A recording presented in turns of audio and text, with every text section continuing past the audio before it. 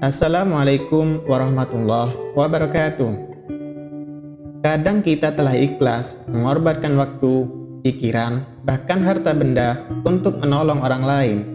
Tapi orang yang kita bantu justru memandang sebelah mata, bahkan berbuat jahat kepada kita. Lalu bagaimana kita menyikapinya?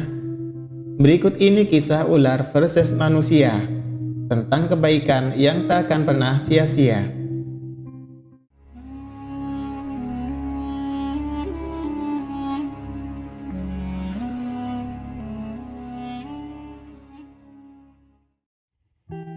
Alkisah, ada laki-laki bernama Muhammad ibnu Hamir yang rajin berpuasa di siang hari dan malam beribadah qiyamul lail.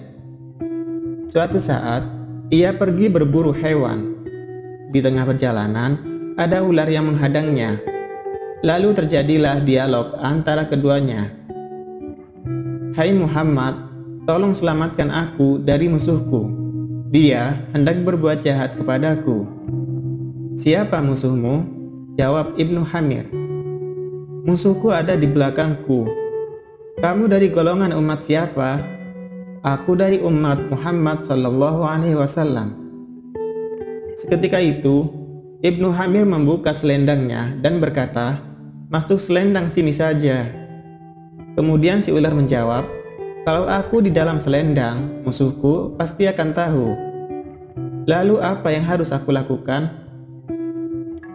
Si ular berkata, "Jika kamu sudi berbuat baik kepadaku, bukalah mulutmu hingga aku masuk ke dalam sana." Namun Ibnu Hamir berkata, "Aku khawatir kamu akan membunuhku." "Tidak, demi Allah, tak mungkin aku tega membunuhmu." Kemudian Ibnu Hamir perlahan membuka mulutnya, dan si ular pun segera masuk ke dalam tubuhnya. Setelah Ibnu Hamir meneruskan perjalanan, ia berpapasan dengan orang yang membawa parang yang ternyata adalah musuh si ular. "Hai Muhammad, apakah kau bertemu dengan musuhku?" "Siapa musuhmu?" "Musuhku seekor ular." "Maaf, aku tidak tahu." Demikian ucap Ibnu Hamir menutup-nutupi sembari mengucapkan istighfar 100 kali. Karena sebenarnya ia mengetahui di mana si ular bersembunyi. Perlahan Ibnu Hamir melangkahkan kaki meneruskan perjalanan. Setelah cukup jauh, si ular pun mengeluarkan kepalanya. "Sudahkah musuhku pergi dari sini? Kulihat kiri kanan, tiada siapapun. Jika ingin keluar silahkan," jawab Ibnu Hamir. Kemudian si ular berkata, "Hai Muhammad, ada dua opsi untukmu. 1. Kau pilih aku hancurkan limpahmu dari dalam, atau 2. Aku lubangi hatimu ini dan kubiarkan dirimu tanpa ruh." "Subhanallah, loh, di mana janji yang telah kau ucapkan? Apakah kau lupa dengan sumpahmu? Kok cepat sekali kamu melupakannya?" jawab Ibnu Hamir.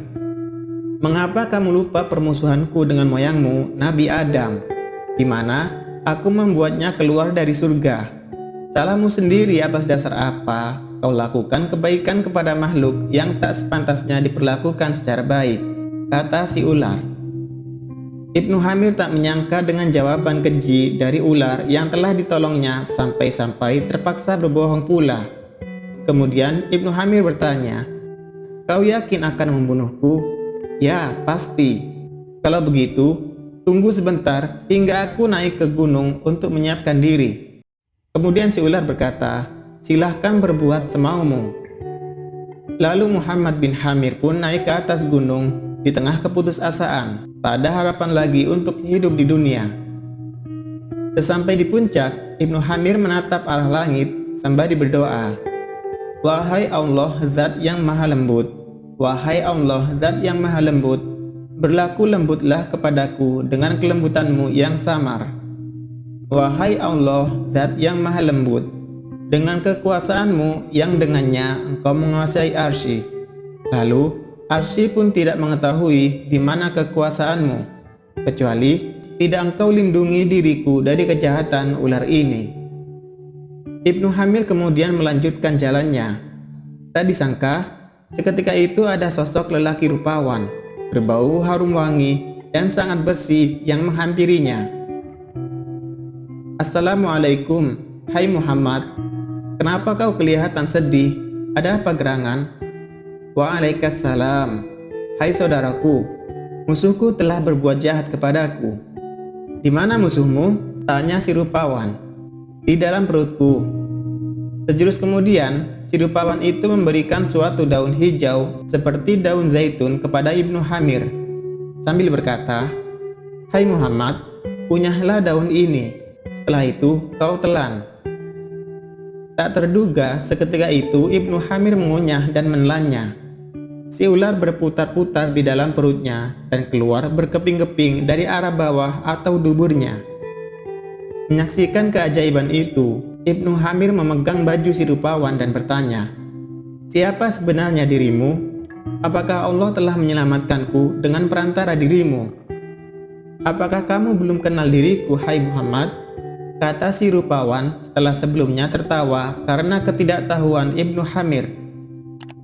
"Belum, aku tidak mengetahui siapa dirimu," jawab Ibnu Hamir.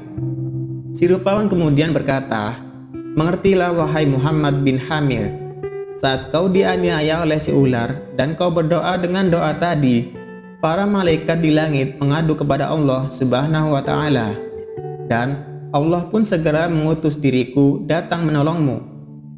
Aku adalah malaikat ma'ruf yang tinggal di langit keempat. Dikatakan kepadaku, pergilah ke surga, ambil daun berwarna hijau, dan segera berikan kepada hambaku, Muhammad bin Hamir. Karena itu, wahai Muhammad, tetaplah berbuat baik kepada orang lain, karena perbuatan baik itu akan menjaga pelakunya dari keburukan, meskipun orang yang dibaiki atau diperlakukan secara baik tidak memperdulikannya.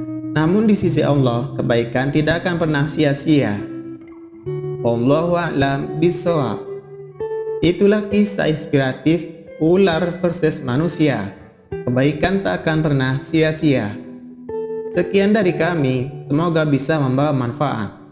Assalamualaikum warahmatullahi wabarakatuh.